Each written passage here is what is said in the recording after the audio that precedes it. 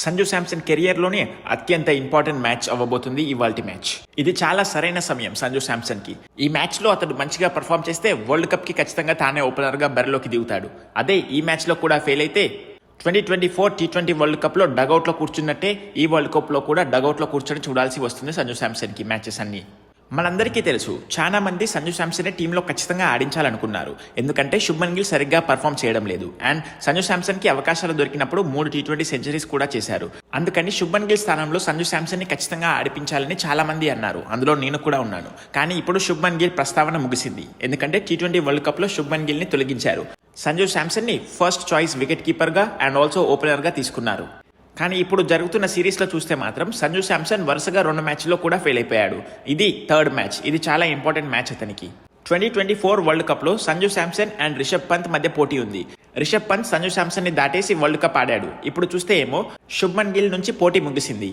ఇషాన్ కిషన్ ని backup opener గా తీసుకున్నారు. కానీ ఇప్పుడు మనం నిజాలు మాట్లాడుకోవాలంటే బ్యాకప్ ఓపెనర్ గా వచ్చిన ఇషాన్ కిషన్ చివరి నిమిషంలో తిలక్ వర్మకి గాయం అవడంతో మ్యాచ్ లో ఆడాడు. అండ్ ఆ మ్యాచ్ లో అద్భుతంగా ఆడి 6 for 2 వికెట్స్ ఉన్న ఇండియా టీమ్ ని 209 రన్స్ దాకా చేర్పించి ఇండియాని గెలిపించాడు ఇషాన్ కిషన్.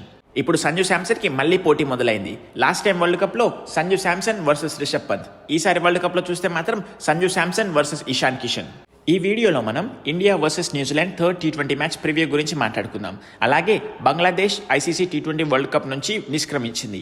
ఐసీసీ ప్రకటన కూడా చేసింది దాని గురించి కూడా ఇవాళ ఈ వీడియోలో మాట్లాడుకుందాం. ముందుగా మన ఛానల్ని మీరు ఇంకా సబ్స్క్రైబ్ చేసుకోకపోతే ఒక సబ్స్క్రైబ్ చేయండి. వీడియోని ఖచ్చితంగా లైక్ చేయండి.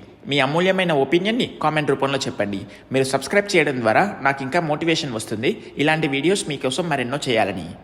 ఇండియా వర్సెస్ న్యూజిలాండ్ థర్డ్ T20 మ్యాచ్ గువాహటీలో జరగబోతుంది. సిరీస్లో ఆల్రెడీ 2 మ్యాచ్లు భారత జట్టు గెలిచింది. అండ్ ఇవాళ నైట్ థర్డ్ T20 మ్యాచ్. ఈ మ్యాచ్ ఎవరికి ఇంపార్టెంట్ అయినా కాకపోయినా కానీ సంజు శాంసన్ కెరియర్లోని అత్యంత ఇంపార్టెంట్ అయిన మ్యాచ్ ఇది. ఇవాళ జరిగే మ్యాచ్ సంజు శాంసన్ కి ఎందుకు అంత ఇంపార్టెంట్ మ్యాచ్ అంటే అసలు T20 world cup scheme of things లోనే లేడు ఇషాన్ కిషన్. అలాంటిది ఇషాన్ కిషన్ టీంలోకి వచ్చాడు. ఎందుకంటే సయ్యద్ ముస్తాక్ అలీ ట్రోఫీలో అద్భుతమైన ప్రదర్శన చేశాడు. అలాగే విజయ్ హజారే ట్రోఫీలో కూడా చాలా అద్భుతంగా ఆడాడు. కెప్టెన్ గా జార్ఖండ్ ని మొదటిసారి గెలిపించాడు సయ్యద్ ముస్తాక్ అలీ ట్రోఫీని. అందువలన అతడికి టీమిండియాలో ఆడే అవకాశం మళ్ళీ దొరికింది. అండ్ అది కూడా T20 వరల్డ్ కప్ లో ఆడే అవకాశం దొరికింది. కానీ అతడు మాత్రం బ్యాకప్ వికెట్ కీపర్ గా సెలెక్ట్ అయ్యాడు. మెయిన్ వికెట్ కీపర్ అయితే సంజు శాంసనే.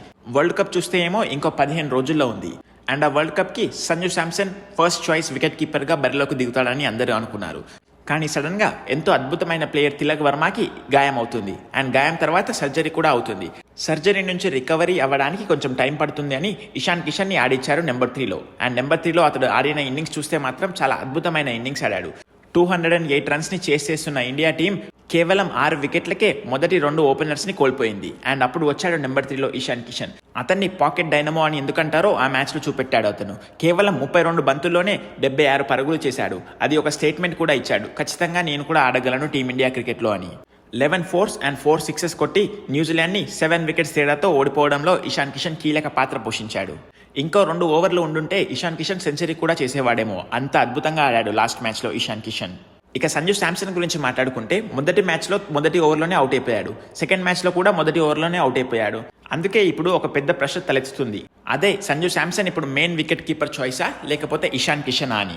న్యూజిలాండ్ తో జరిగే లాస్ట్ 2 మ్యాచెస్లోకి తిలక్ వర్మ మళ్ళీ టీంలోకి వచ్చే అవకాశం ఉంది. ఒకవేళ తిలక్ వర్మ గనక టీంలోకి వస్తే అప్పుడు ఓపెనర్ గా సంజు శాంసన్ ఆడుతాడా లేకపోతే ఇషాన్ కిషన్ ఆడుతారా అన్నది పెద్ద చర్చనీయాంశంగా మారింది ఇప్పుడు.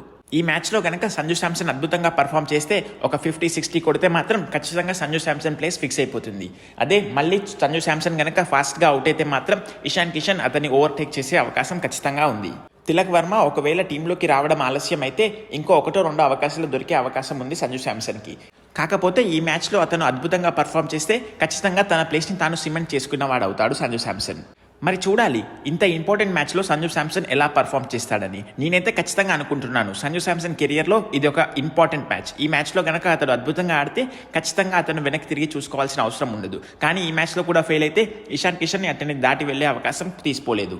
ఇక జస్ప్రీత్ బుమ్రా గురించి మాట్లాడుకోవాలంటే సెకండ్ మ్యాచ్ లో అతనికి రెస్ట్ ఇచ్చారు. మరి థర్డ్ మ్యాచ్ లో అతడు మళ్ళీ టీంలోకి వస్తాడా రాడా అన్నది ఆసక్తికరం. ఎందుకంటే మనందరికీ తెలుసు జస్ప్రీత్ బుమ్రా ప్రీమియం బౌలర్. మరి థర్డ్ మ్యాచ్ లో అతన్ని ఆడిపిస్తారా లేదా అన్నది ఆసక్తికరం. ఇక ఇప్పుడు మనం బంగ్లాదేశ్ క్రికెట్ బోర్డు గురించి మాట్లాడుకోవాలి. ముస్తఫిజుర్ రెహమాన్ ని కేకేఆర్ వదిలేసుకున్నప్పటి నుంచి బంగ్లాదేశ్ క్రికెట్ బోర్డు ఖచ్చితంగా ఇండియాకి మేము వరల్డ్ కప్ ఆడడానికి రాము, మాకు మ్యాచెస్ని శ్రీలంకలో జరపండి అని ఐసీసీకి రిక్వెస్ట్ చేసింది. కానీ ఐసీసీ మాత్రం దాన్ని రిజెక్ట్ చేసింది. ఎందుకంటే ఇండియాలో మీకు ఎలాంటి హాని లేదు, ఖచ్చితంగా ఇండియాకి వచ్చి మ్యాచెస్ ఆడండి అని చెప్పింది. కానీ బంగ్లాదేశ్ క్రికెట్ బోర్డు మాత్రం మొండి పట్టింది. ఖచ్చితంగా శ్రీలంకలో ఆడితేనే మ్యాచెస్ ఆడతాం, లేకపోతే మ్యాచెస్ ఆడమని చెప్పేసింది.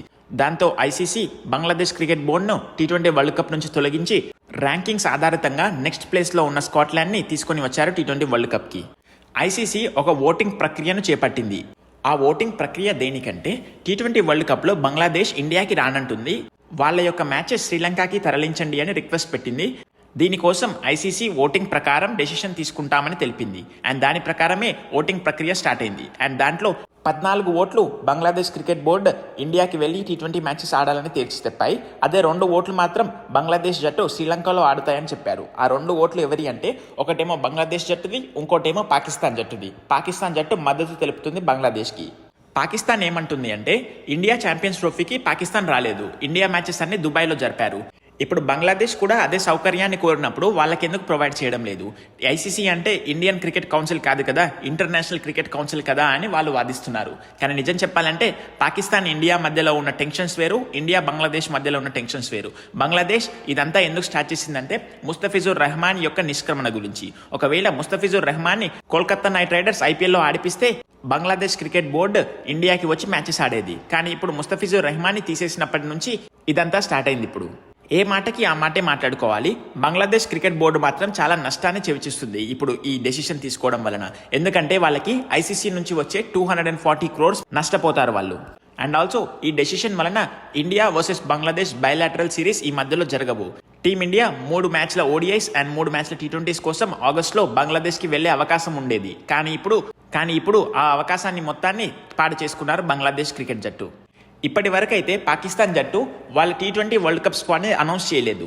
పాకిస్తాన్ క్రికెట్ బోర్డు యొక్క చీఫ్ మోసిన్ నఖ్వీ ఏమంటున్నారంటే ఐసీసీ చాలా అన్ఫేర్గా వ్యవహరిస్తుంది, ఇండియాకి చాలా బాగా సపోర్ట్ చేస్తుంది, బంగ్లాదేశ్కి సపోర్ట్ చేయడం లేదు.